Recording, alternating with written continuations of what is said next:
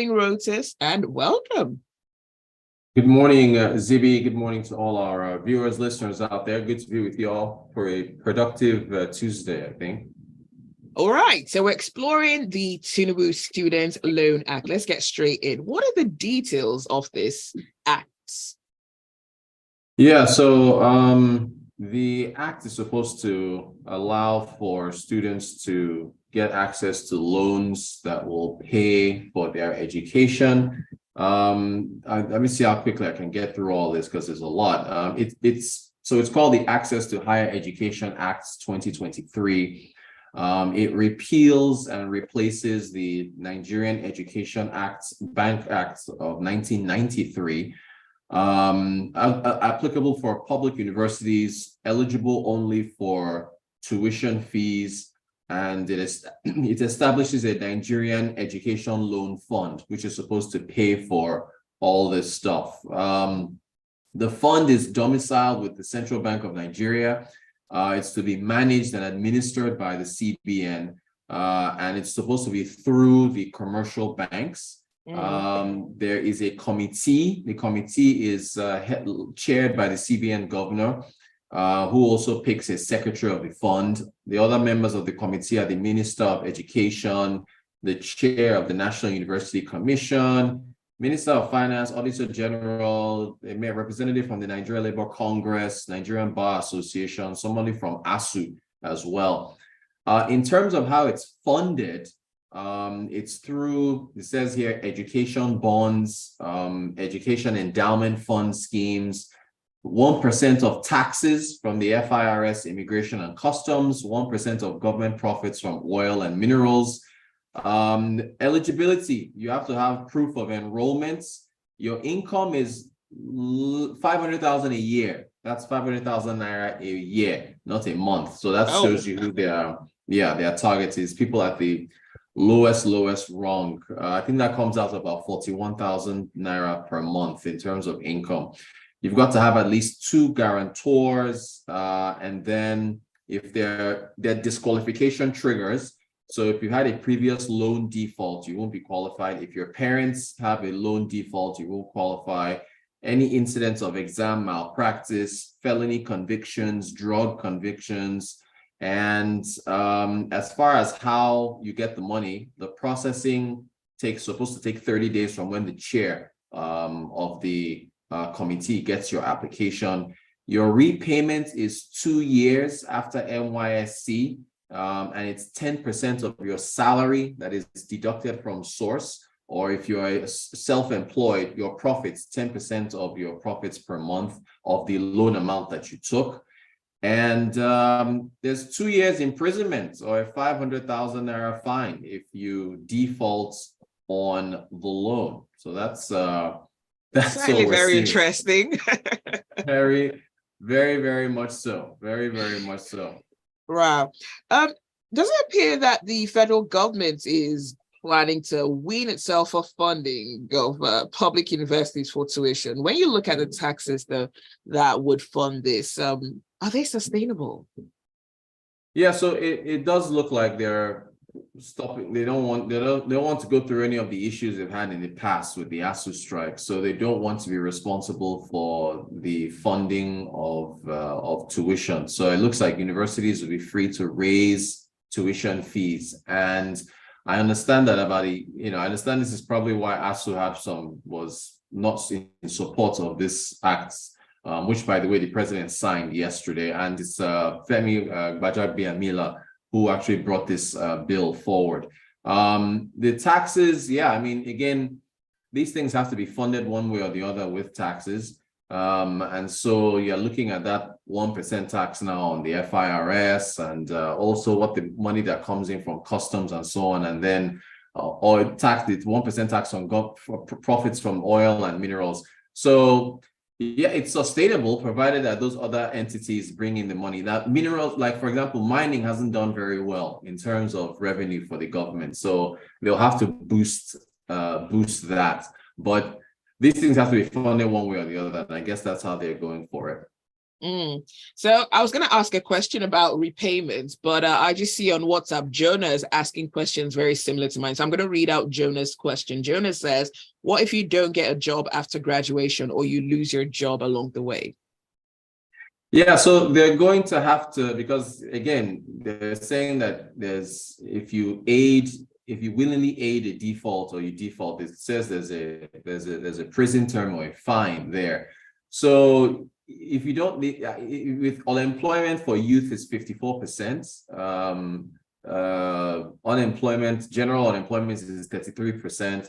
So they're saying 2 years after NYSC is over is when the repayment starts. So you're looking at having to get a job within 2 years. I think that probably means the government has to be incentivized to provide an environment of job growth.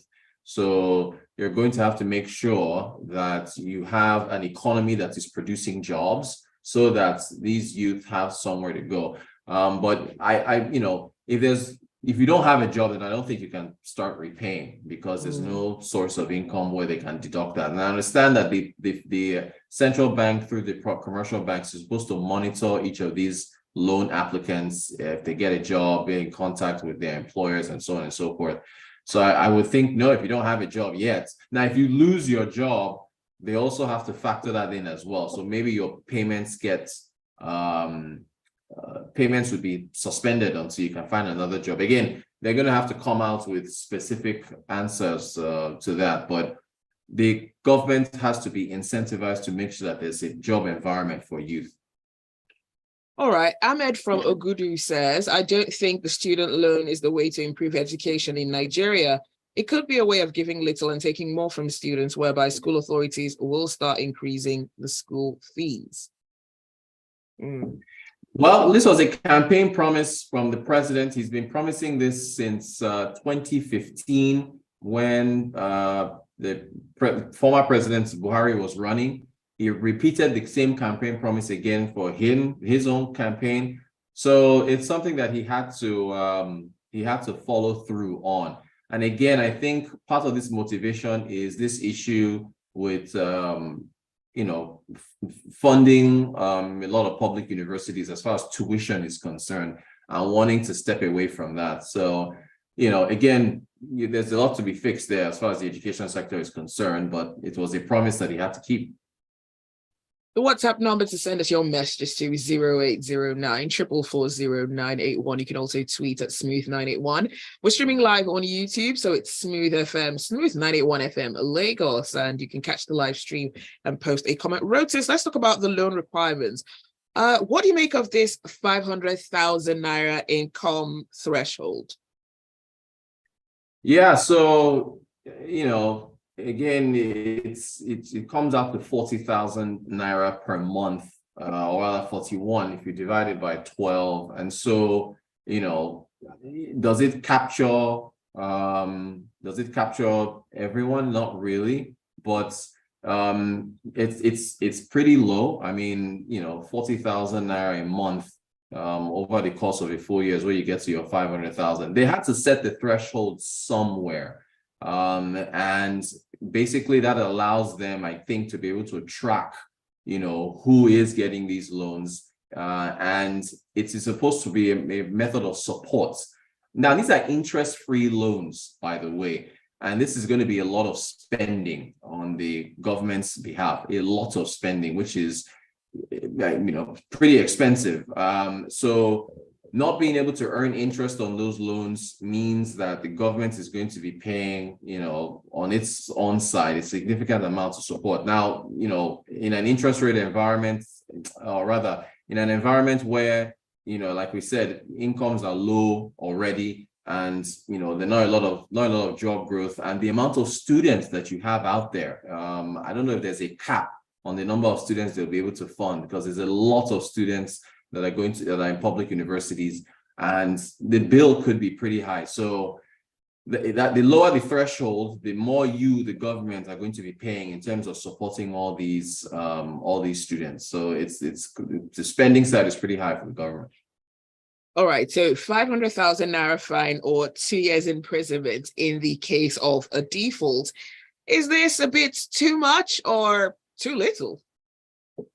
It kind of sounds a bit harsh for me, or it sounds a little, because people don't. There's got to be some kind of nuance there. I think they're pointing. It sounds more like they're trying to discourage people from, trying to defraud the government. So the language sort of sounds like, and I'm not a lawyer, but I think they're looking at people who willingly, get money from the government and then default. So, because again, as the question came in earlier, your question on people who, what if you lose your job while you're paying back this loan? What if other circumstances come into play and you default? Will you go to prison or pay 500,000? I don't think that's the case, but then it just seems pretty broad in terms of the language. So it does seem a bit harsh, but then maybe they're looking at people who are willingly looking to defraud the government. All right, let's do a bit of a review. 15 days in office. So far, what do you think of this administration? Well, I mean, they've removed subsidies. They've removed the central bank governor. They've now signed this, loan act. So, and doesn't even have a cabinet yet, making me wonder if we need a cabinet. So he's moving. They also made the promise of the exchange rate, so I haven't seen anything happen yet. I think we'll see what the market thinks about this today when the market opens in about 3-4 hours or so. So we'll see what happens by the end of today, what investors think of the administration. But I think they've I think it's moved relatively quickly, and there's a whole lot more that still needs to be done. Job growth, that how it creates jobs, I think is going to be very, very important in bringing down unemployment as well. So we'll have to see. Again, he's still got a little bit of time, as far as I think is it 60 or 90 days to get his cabinet in place. So, that'll really get us excited to see who is putting in different strategic positions of government to be able to get the economy going, because it's all about jobs. You got to stop the youth that are trying to get out of not stop them, but you got to convince the youth who want to leave the country for greener pastures overseas to stay here. So I'm really looking forward to see how it creates jobs. All right, Victor says, this is certainly not a bursary. For every default, another beneficiary is denied access to funds. And Gilbert says, on the loan for students, we need to ask ourselves what happened to the robust and effective bursary allocation to students in the 70s up until 1989. Reason it's ended abruptly before we consider this new scheme in Nigeria. Indeed. We'll see how things work out. It's very, very interesting. The Tinubu administration is giving us content almost on a daily basis. So lots to get into. We'll see how this works out for the administration. But again, it's about the jobs. You got to make sure that people have jobs to be able to, because I mean, in the United States, other countries, they have their own struggles with the large student loan bill that they're having to pay. And so it's going to be challenging, but hey, he made a promise and he has kept it. He signed it into law. He's given us the plans of how to fund it. So here we go, Zibby. Lots of interesting times ahead. All right. Well, that is all the time that we have for Business Express this morning. You can keep the conversation going on social media. Just tag @Smooth981 in your tweet, and you can also tag @Rotanquote as well. Thank you, Rotus. Have a brilliant day ahead. Thanks, Zibby. I'll see you guys tomorrow. Take it easy. That's it for Business Express. Do stay with us. There is a lot more to come on the Smooth Breakfast.